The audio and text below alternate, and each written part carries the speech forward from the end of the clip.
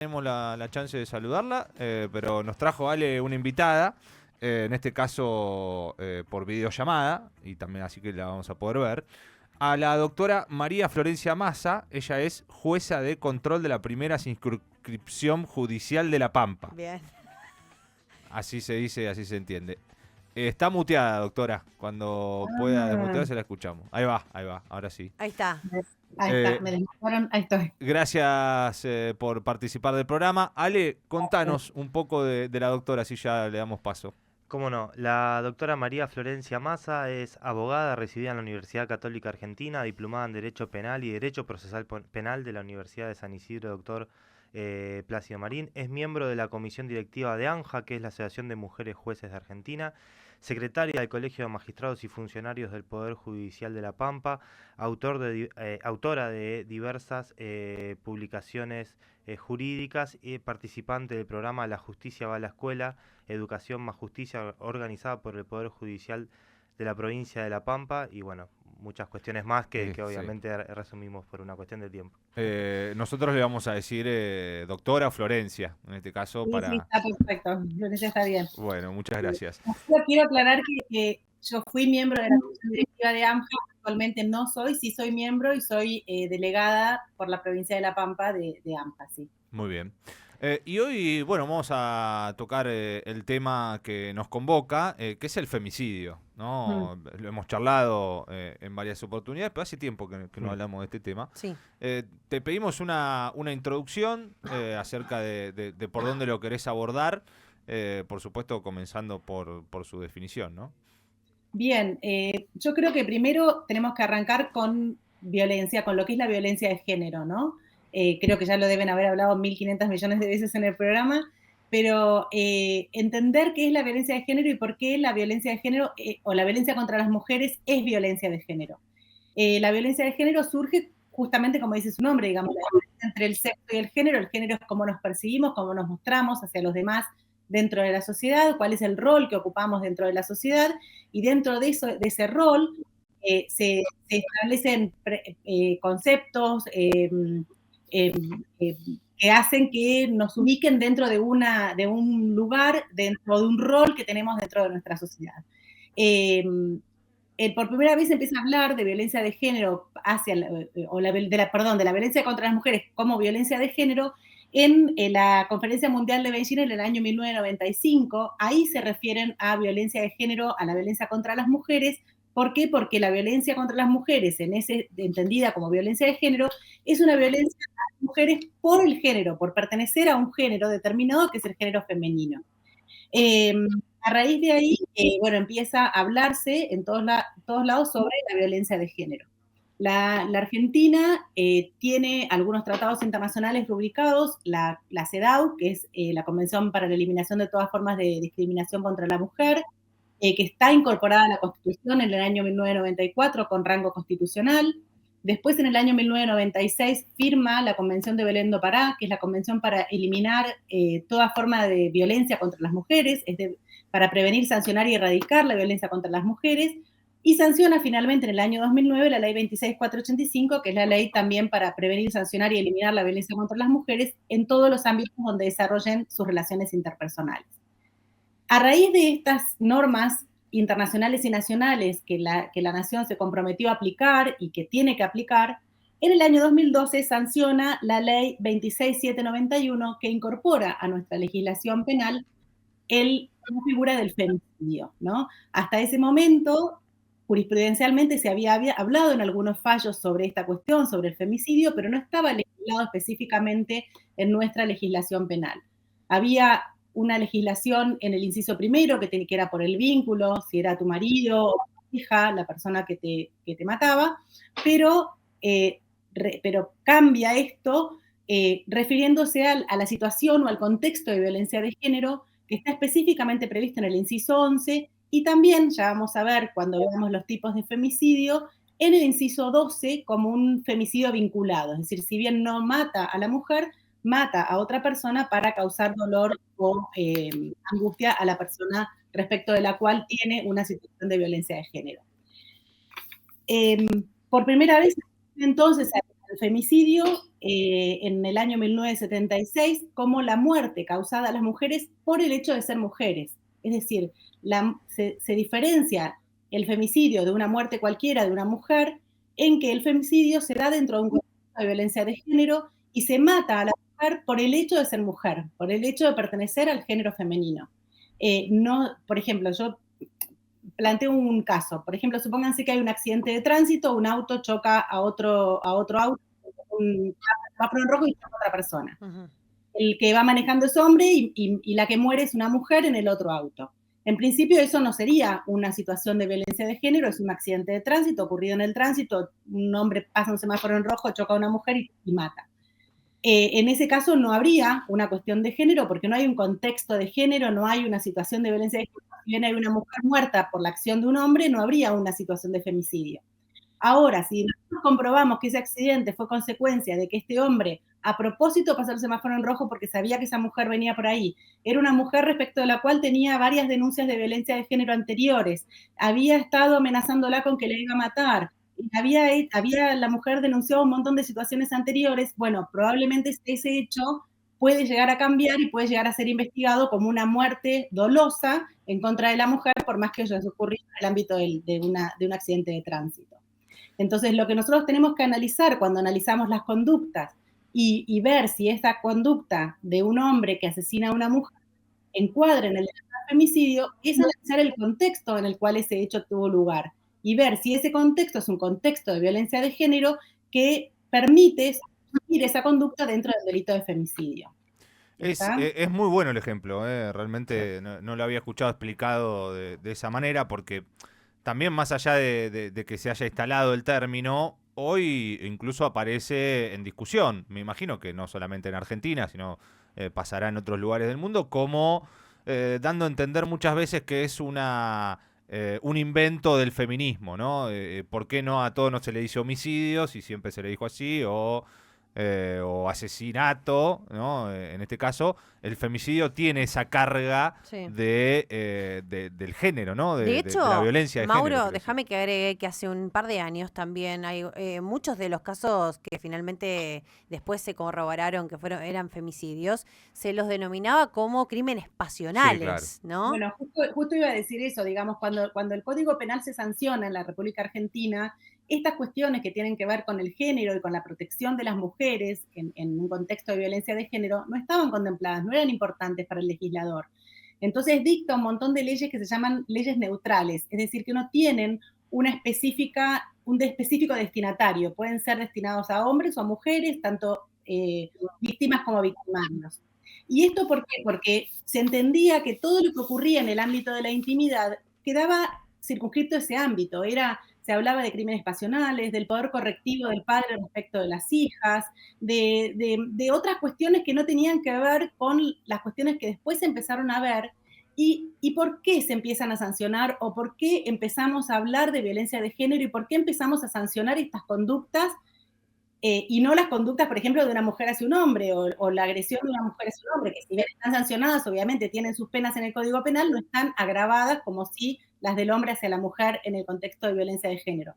Y esto tiene que ver, en primer lugar, primero y principal, por la frecuencia y la gravedad. Es decir, es pandémico la cantidad de denuncias de mujeres que denuncian situaciones de violencia, es enorme la cantidad de situaciones de violencia que se da de hombres hacia mujeres, y no al revés.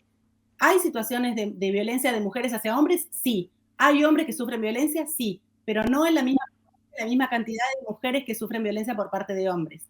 Y además, porque la Argentina rubrica estos tratados internacionales, empezando por la CEDAW, que la incorpora a la Constitución y tiene rango constitucional, y luego la Convención de Belén do Pará, y eso obliga al Estado argentino a asumir, dentro de esos compromisos internacionales, a asumir determinadas conductas y a legislar sobre determinadas cuestiones para proteger a determinados grupos de nuestra sociedad, y si no lo hace, si no cumple, si no se legisla de esa manera, si no se sancionan esas conductas de la manera en que se sancionan, está incumpliendo con esas pautas internacionales o esos compromisos internacionales asumidos.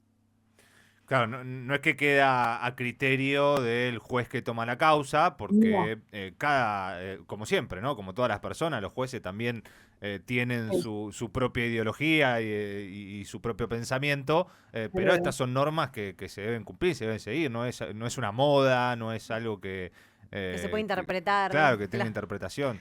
Sí, tiene interpretación, sí, pero... sin embargo, la doctora lo va a saber explicar mejor que yo, pero recién, porque la doctora está hablando de estos tratados que estamos hablando ya de hace varios años, pero recién es en los últimos años donde se empieza a ver que realmente se empieza a aplicar, a pesar de que ya estaban hace mucho tiempo. Digo, ¿por qué esta cuestión de que recién, no sé, no quiero decir una fecha, pero por ahí en los últimos 10 años o quizás menos es que se empieza a ver que esto se empieza a aplicar cuando ya venía de hace bastante más tiempo, ¿no? Es cierto, vos pensás que desde el año 94 la CEDAW tiene rango constitucional y sin embargo han habido fallos que son tremendamente contrarios a las normativas de la CEDAW muchísimos años después. Y lamentablemente todavía hay bastante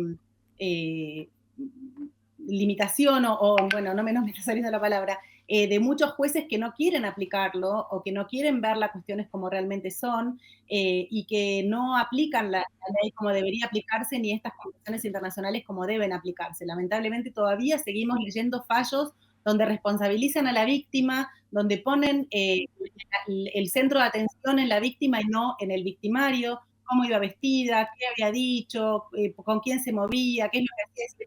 Investigamos y cuestionamos a la víctima en vez de cuestionar o investigar a la persona que comete el delito, ¿no es cierto? Y eso, lamentablemente, en muchos fallos lo seguimos leyendo y sigue ocurriendo hoy en día. Doctora, ¿hay un tema, por decirlo de alguna manera, regional al respecto? Como decir, hay zonas o algunas provincias de la Argentina donde se ve mayor resistencia que en otros lados, o es algo genérico, ¿cómo lo ve? Y mirá, no tengo estadísticas como para poder decirte a ciencia cierta, pero sí hay algunas provincias que tienen como una idea más cerrada, digamos, y que todas las cuestiones que tienen que ver con género están asociadas a ideas políticas de alguna rama y entonces no quieren como, bueno, aplicar esto y dicen que son cuestiones que no tienen que ver, que el sexo es el sexo y no se refieren al género, no entienden que hay, además del sexo, géneros y que los géneros pueden ser varios y distintos y que hay muchas personas que sufren por eso y que sufren discriminaciones y un montón de situaciones. Pero bueno, yo creo que está repartido, que en general en la Argentina se trabaja bastante bien. Yo lo que veo, bueno, como pertenezco a AMJA, conozco mujeres de todo el país y mujeres juezas en todo el país y sé que esto es un tema que se está trabajando, se está capacitando muchísimo.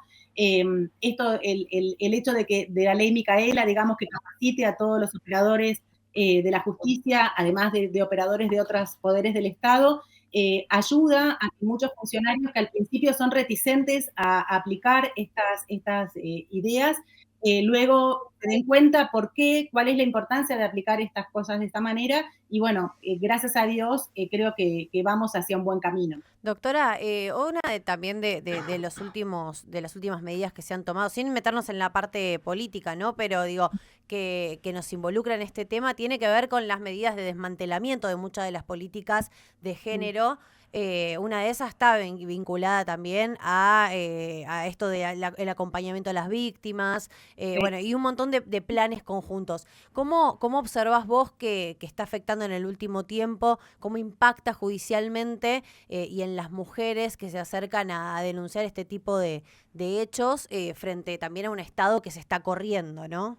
Bueno, ahora, no sé si será cierto o no, pero ahora me llegó una propuesta de que van a tratar de implementar una figura de falsa denuncia en caso de violencias de situaciones de género.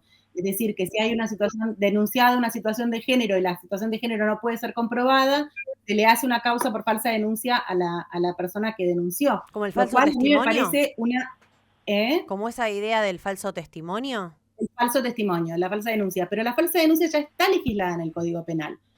Existe el delito de falsa denuncia, se hace la falsa denuncia para cualquier delito. Es decir, si yo denuncio falsamente un delito, soy pasible de incurrir en una falsa denuncia. Entonces, ¿por qué poner una nueva figura que tenga que ver con el género? Es simplemente para disuadir a las mujeres a que no denuncien, porque no tiene ningún otro sentido en poner eso, porque la figura de la falsa denuncia ya está contemplada en el Código Penal. Claro. Entonces, eso me parece que son políticas erróneas, a mi modo de ver, equivocadas, y que lo que hacen es desmoralizar y generar más situaciones de violencia. Mujeres que tienen que seguir con sus parejas porque no tienen otro lugar a donde ir, no tienen recursos económicos, no tienen redes de contención o lo que sea, y encima el Estado les está diciendo, ojo, que si no podemos probar lo que vos denunciás, te vamos a iniciar una causa. Me parece una barbaridad.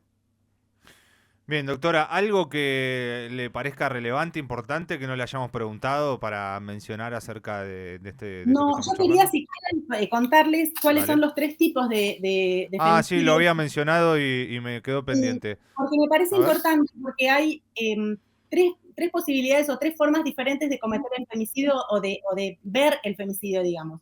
Uno es el femicidio íntimo, o lo que se llama femicidio íntimo, que es el femicidio más común, es el que conocemos, que es el que está cometido por personas del entorno íntimo de la persona, que puede ser su pareja, su expareja, la persona con la cual ha tenido una relación de noviazgo o alguna relación íntima. También pueden ser sus familiares, padre, hermano, hijo, digamos, personas de su círculo cercano. Y en general estos tipos de femicidios vienen acompañados de situaciones de violencia anteriores que terminan con esta situación de la muerte de la mujer. Es decir, situaciones que se van incrementando en su violencia y que finalmente terminan con la muerte de la mujer. Otro de los tipos de femicidios es lo que se llama o se conoce como el femicidio no íntimo, que estos son femicidios que son ocasionados por personas que no son del círculo íntimo de la mujer, que probablemente la mujer incluso no los haya conocido nunca antes, pero que tienen una situación de violencia previa, generalmente causados por violencia sexual.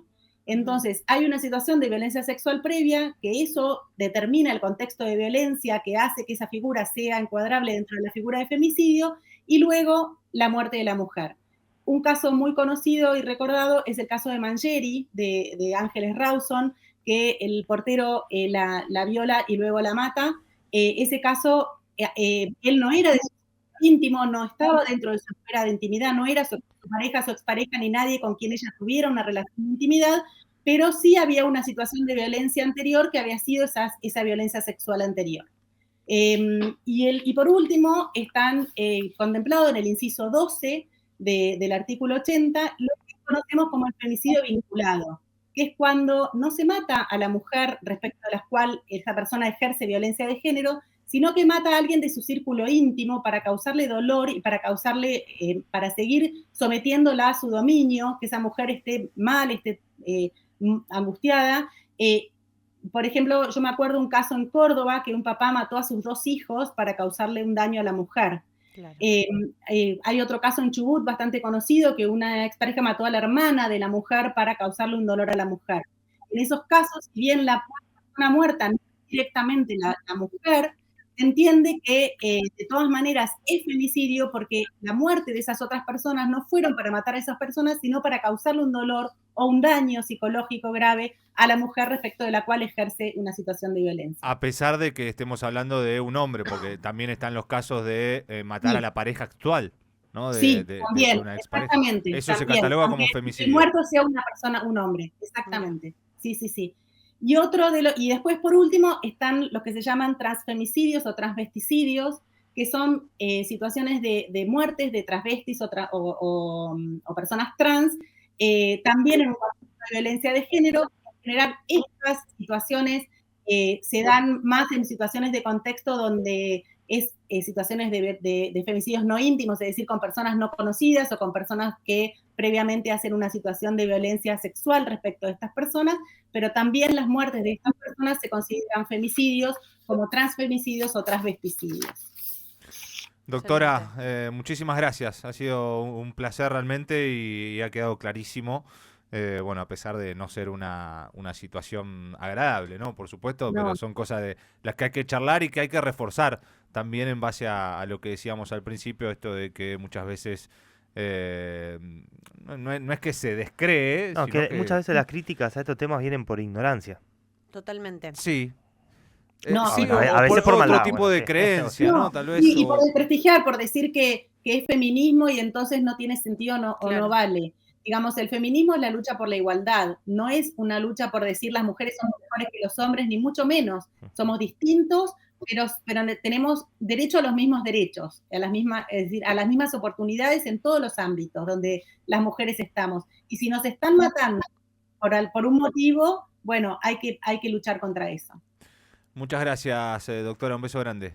Muchas gracias a ustedes por la invitación.